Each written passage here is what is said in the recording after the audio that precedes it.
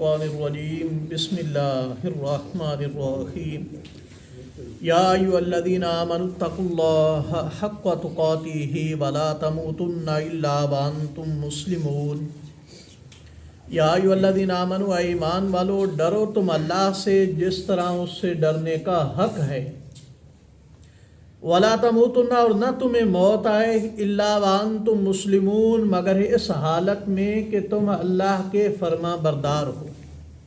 یہ وہ آیت ہے جو رسول اللہ صلی اللہ علیہ وسلم ہر خطبہ کے اندر پڑھا کرتے تھے، چاہے یہ واعظ و نصیحت کا خطبہ ہو، چاہے نکاح کا خطبہ ہو، ہر خطبہ کے اندر رسول اکرم صلی اللہ علیہ وسلم یہ پڑھا کرتے تھے کہ مومنو، اللہ سے ڈرو جس طرح ڈرنے کا حق ہے، اور تمہیں موت نافرمانی کی حالت میں نہ آئے، فرما برداری کی حالت میں آئے، یعنی موت کا کوئی وقت مقرر نہیں، کسی وقت بھی آ سکتی ہے۔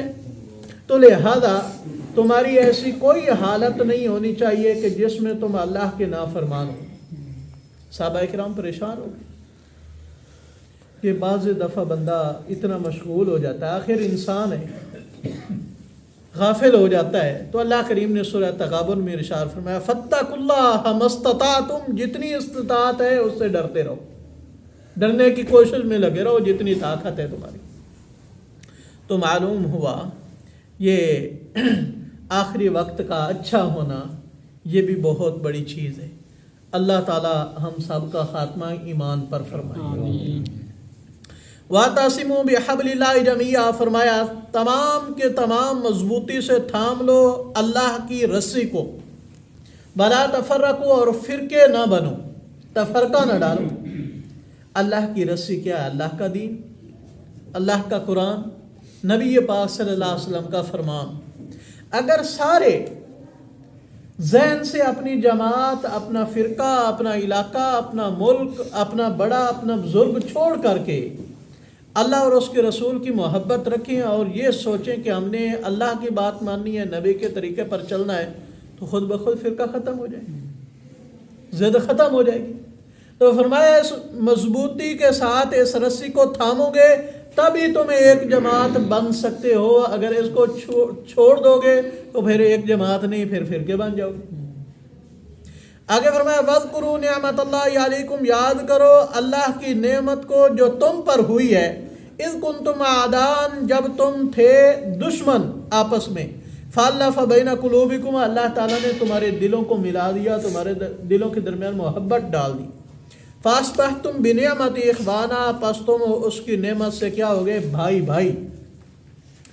یہ رسول اللہ صلی اللہ علیہ وسلم کے آنے سے پہلے عرب کے اندر قبیلی نظام تھا، کوئی عدالت نہیں، کوئی نظام نہیں۔ مثلا کسی پر ظلم ہوا ہے تو وہ کوئی عدالت کھٹکھٹائے کہ اسے انصاف مل سکے، نہیں، بلکہ ایک بندہ قتل ہوا ہے، اس نے نہیں دیکھنا کہ جائز قتل ہوا ہے ناجائز قتل ہوا ہے، انہوں نے اس کے بدلے میں اس کے خاندان میں سے 2 بندے ضرور مارنے، انہوں نے ان کے پھر 3 ضرور مارنے۔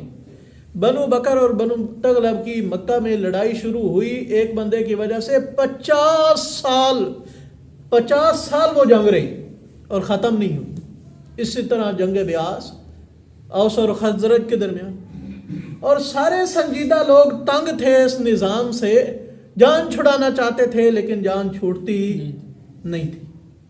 اللہ تعالیٰ نے پھر انہیں بھائی بھائی بنایا اپنی لا ریب کتاب نازل کر کے۔ جب سے انہوں نے کلمہ پڑھا، یہ ایمانی محبت آپس میں بنی، تو وہ اوس و خزرج آپس میں کیا بن گئے؟ بھائی بھائی بن گئے، جو سال ہا سال سے لڑ رہے تھے۔ یہی نظام ہمارے اندر ہے۔ ہم اپنے ضلع کو دیکھ لیں کہ ایک قتل ہوتا ہے، دوسرا اٹھتا ہے اس کے 2 قتل کر دیتا ہے، تیسرا اٹھتا ہے اس کے 3 قتل کر دیتا ہے، اور ادھر کوئی عدالت بھی نہیں جس سے امید لگائی جا سکے کہ یا انصاف مل سکے۔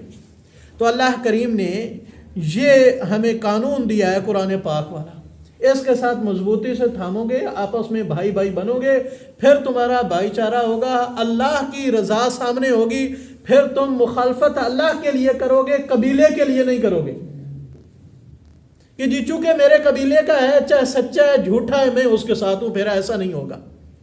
پھر یہ دیکھو گے کہ اللہ کو ناراض نہیں کرنا، جو جھوٹا ہے اس کا ساتھ ہے نہیں دینا، چاہے وہ بھائی کیوں نہیں، چاہے وہ میری جماعت کا کیوں نہیں ہے۔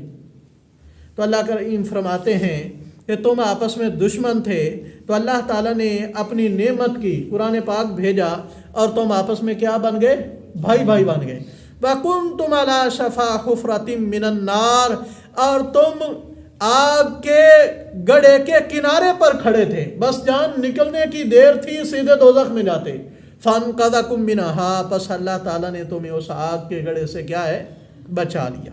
كَذَلِكَ يُبَيِّنُ اللَّهُ لَكُمْ آيَاتِهِ لَعَلَّكُمْ تَهْتَدُونَ، اسی طرح اللہ تعالیٰ بیان کرتے رہتے ہیں تمہارے فائدے کے لیے اپنی آیتیں، لَعَلَّكُمْ تَهْتَدُونَ، تاکہ تم ہدایت پا جاؤ، تاکہ تم سیدھی راہ پر آ جاؤ۔ اللہ کریم سے دعا ہے کہ اللہ تعالیٰ ہم سب کو بھی بھائی بھائی بنائے، نفاق دشمنی سے پاک زندگی نصیب فرمائے۔